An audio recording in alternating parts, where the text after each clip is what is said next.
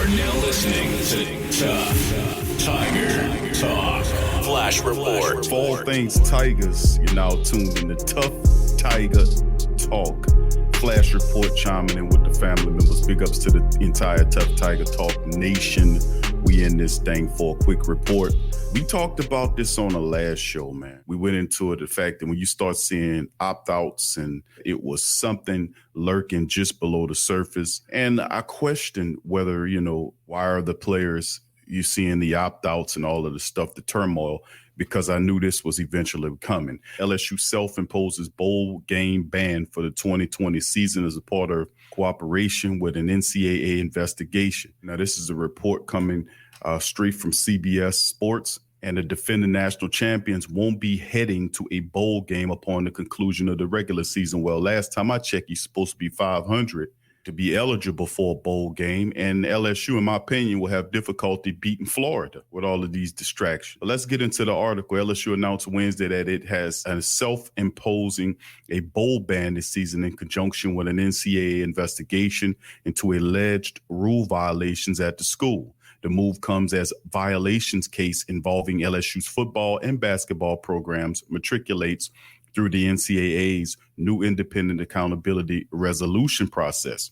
Quote, LSU has informed the NCAA and the SEC that it will self-impose a one-year postseason ban on its football program for the 2020 and 2021 bowl season. In addition to self-imposed sanctions already declared, said in a statement from the LSU Athletic Department, LSU leadership made this decision after careful deliberation and review of the NCAA rule violations that have been discovered in the university's cooperative investigation with the NCAA and the IARP. This decision reflects LSU's commitment to compliance with the NCAA regulations and maintenance of institutional control. We reset the impact this decision has had on our current student athletes, but we make it in the best interest of the football program and the university. Now, LSU will continue to cooperate with the NCAA and the IARP through the enforcement process. Now, with a 3-5 record in games with Florida and Ole Miss still remaining, the Tigers were not poised to receive a favorable bid during the year in which there are no bid eligible requirements. The program was decimated by graduation and early departures to the NFL after last season's 15-0 run, which culminated in national championship victory. Then with C-19 hit, the program deals with even more attrition due to the players opting out of the season. Coach Orgeron said in his statement that I respect the university's decision to proactively address the NCAA issue. From the past, I share the disappointment of our student athletes who will not be able to compete this season in the bowl game. Orgeron said in a statement, I'm especially proud of our players' dedication to the program during this unprecedented times in our country. Their pride in LSU will be the driving force as we continue to build a championship program. Go Tigers. Now, LSU had already voluntarily reduced its scholarship count by 8 over the next 2 years and have docked itself some recruiting time, according to SI. Among the alleged violations pertaining to LSU's football is the booster funneled money embezzled from a Louisiana hospital foundation to the family of a player, which goes on.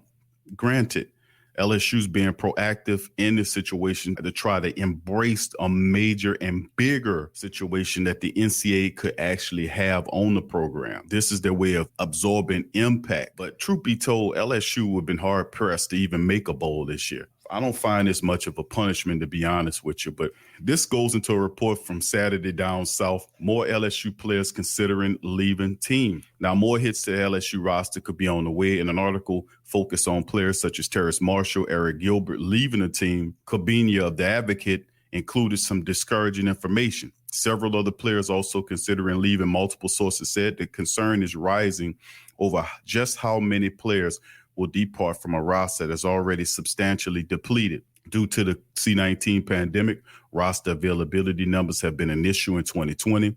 Combenia points out with the departures of LSU self-imposed scholarship sanctions, roster numbers are looking to become an issue for 2021 and beyond. Now, Combenia reports that LSU is currently at 69 scholarship players, a number that includes 3 walk-ons who were awarded scholarships and well below the NCAA limit of 85. Now, LSU's self-imposed sanctions call for a reduction of 8 scholarships over the next 2 years. Now, Combenia also reports that some of the departures from the 2020 team have been tied to the August protest. Now, multiple sources told the Advocate that the team morale turned south before the season began when a large group of players felt Orgeron mishandled a team meeting regarding the team's player-led march in August amid national protests against police brutality. And the LSU roster situation will certainly be closely watched by many in the SEC. Now, that could turn and deal with a lot of the morale issues that you've seen happen during this season. The reality is this team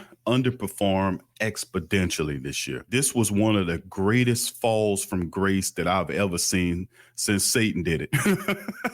Keep it real with you. I mean, that's the largest fall from grace I've seen since the freaking devil did it. You heard me?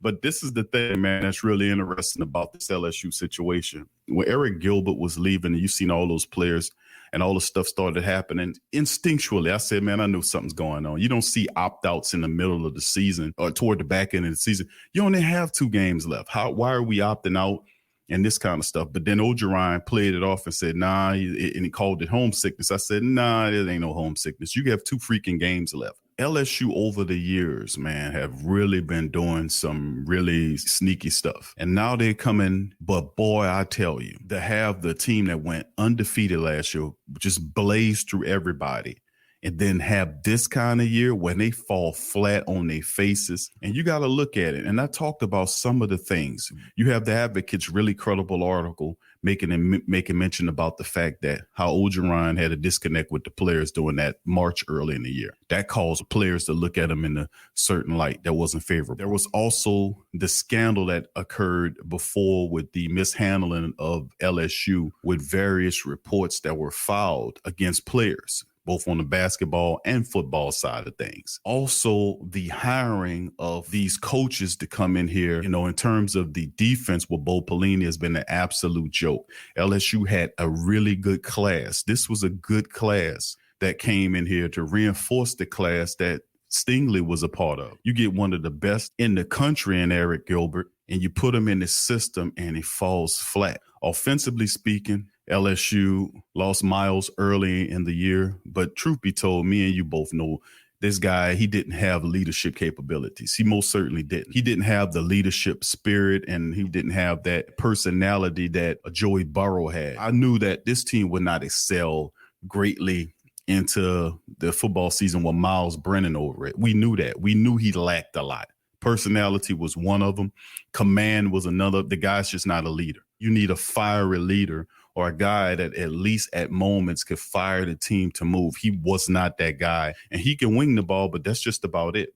The other things, the hiring of Bo Pelini was really bad. At first light, you thought Pelini could come in and institute a system where you had enough talent on the defensive side where you could be able to make or stay in these games and be competitive, where you can be able to get sacks, you can be able to get interceptions, even if you had to play 2 high safeties with those really good cornerbacks in Michael Stingley Jr. and Eli Ricks. Man, listen, we could really have done some stuff here. When the bottom fell out and you start seeing Terrace Marshall opt out, when you start seeing Eric Gilbert talking about opting out, they knew it was coming. They knew because they were inside the building. And now and then now you're going to start seeing more and more players opt out and leave. Now you'll have a certain amount of people that will stay. And LSU's doing this, like I said, to kind of soften the blow that the NCAA going to come in, because that's their stuff.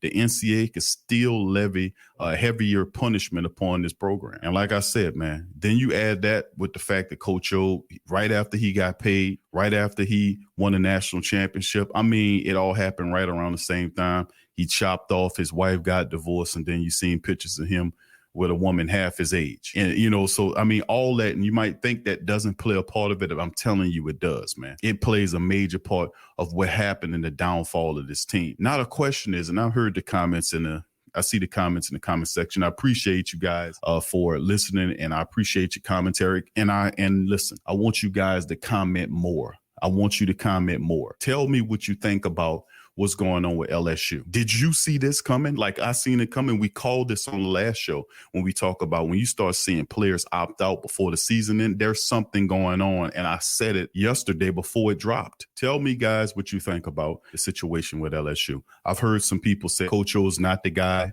advocating for the firing of Coach O. I disagree with that. I think Coach O is a guy that can bring LSU to prominence. But the question I have is, and I made mention of this, and I appreciate a lot of the family members in the chat, in the comment section. I attribute LSU's championship run because LSU win the championship and then they fall for grace. They won't even finish with a 500 record, man. That is absolutely just ridiculous. It is terrible. And then it's going to get a lot worse as the years go on now, moving forward, as the NCAA will levy a heavier punishment on LSU. You watch and see, because you have the booster situation that's occurring. That's also there that they're not talking about. They're talking about stuff that's tied to the sexual stuff that or player misconduct with females. They're not exclusively talking about the booster stuff of monies being funneled to players to come here. That's also underneath there. So, man, listen, this is not over with.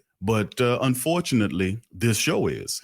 So I'd like to thank all of the Tough Tiger Talk Nation for chiming in on this edition. Put in the comment section how you feel about this, man. Let me know how you feel about Coach O and LSU, and particularly how they handle these different scandals, these different things that occur. Tell me in the comment section how you feel about LSU going into the future. A lot of opt-outs are on the way. We're going to see how it shakes. But listen, appreciate you guys for being here. Hit the like button, subscribe if you aren't subscribed, and I'll talk to you later on the next one. Go Tigers.